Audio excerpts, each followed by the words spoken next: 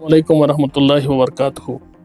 पहली बात यह है कि जमात इस्लामी बैन है, उसका लेटर पैड कहीं से या तो तलाश करके रखा गया है उन्होंने, क्योंकि हमारे दफ्तर बैन है, वहाँ से या तो चुरा के लाया गया है या किसी ज़रिए से या खुद ही छपाया है। लेटर पैड जमात का उनके पास होना ये एक अजीब बात है।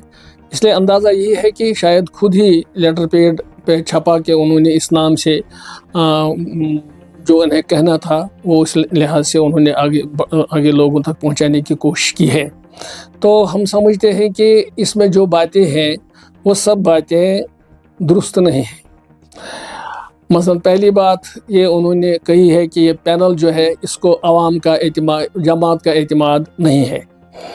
ये पैनल जो है इसके चेयरमैन हैं गुलाम कादिर वानी साहब पुलवामा, जो 2019 से पहले जमात इस्लामी की मजलिस शूरा थी, जो बैन जमात हो गई उससे पहले वाली शूरा, उसके तमाम मेंबरों की इस पैनल को हिमायत हासिल है।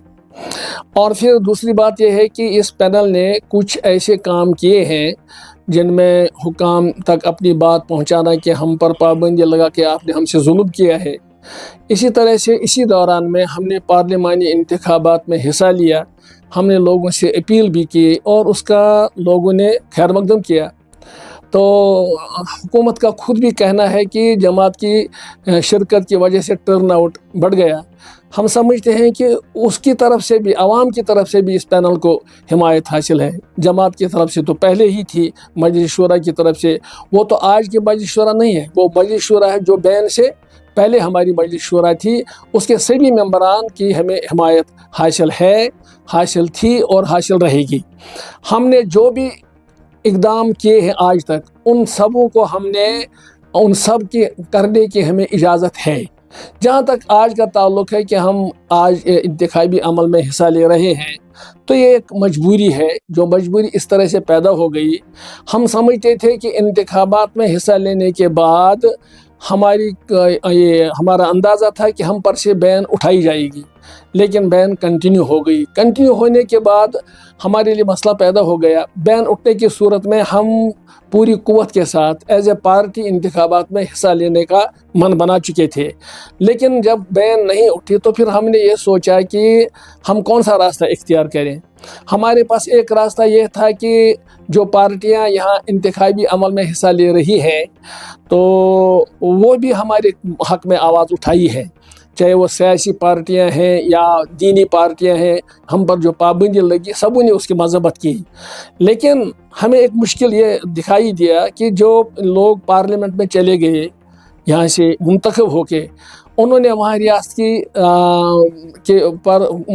के कई मसाइल को उजागर किया, लेकिन जमात की बैन का उन्होंने ज़िक्र नहीं किया। इसलिए हमने कहा कि ये लोग हिमायत कर सकते हैं, पब्लिक जलसों में कर सकते हैं, या अपनी पार्टी की हद तक या उनकी पार्टियों के सरबराह बोल सकते हैं कि जमात पर पाबंदी नहीं होनी चाहिए, लेकिन किसी ऐवान में पहुंचकर शायद ये ऐसा नहीं कर सकते हैं। शायद यह रवैया असेंबली में भी उनकी तरफ से रह सकता है। इसलिए हमने एक थोड़ी सी कोशिश ये की कि इन 90 सीटों में से जहां हमें हर हाल में वोट डालना है, क्योंकि हर एक हल्के इंतखाब में हमारा कुछ न कुछ वोटर तबका मौजूद है, हमने ये फैसला किया है कि क्यों ना हम 8-10 ऐसे आज़ाद उम्मीदवारों के साथ राबता बढ़ाएं जो आज़ाद उम्मीदवार हों, किसी पार्टी के साथ ना हो। उनसे हम ये इकरार लें कि अगर उनमें से कोई मुंतखब होता है या सब मुंतखब होते हैं तो वह असेंबली में हमारी बैन जो है इसको उठाने की आवाज़ उठाए। इसके पीछे और कोई मकसद नहीं है।